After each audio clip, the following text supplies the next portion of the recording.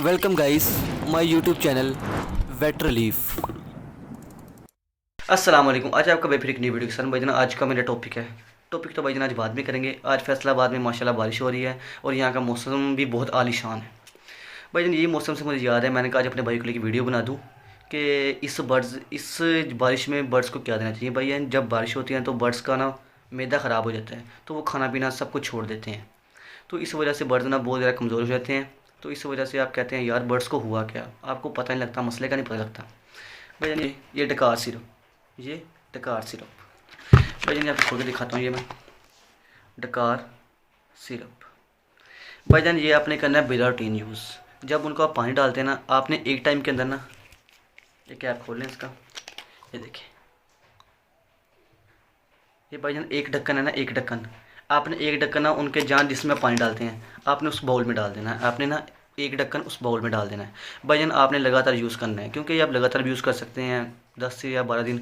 भाईजान इससे उनका मैदा भी ठीक रहेगा और भाईजान वो जो चीज़ खाएंगे वो हज़म भी अच्छी करेंगे और उनके पेट में कीड़े भी नहीं बनेंगे इससे।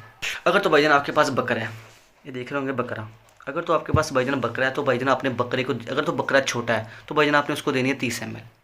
अगर बकरे को भूख नहीं लगती आपने देनी है 30 ml। अगर तो भाईजान बकरा बड़ा है तो आपने 60 ml देनी है। भाईजान जितनी, अगर तो बड़ा बकरा आपने 60 ml ये डालना है और नीम गर्म पानी 60 ml ही नीम गर्म पानी डालना है।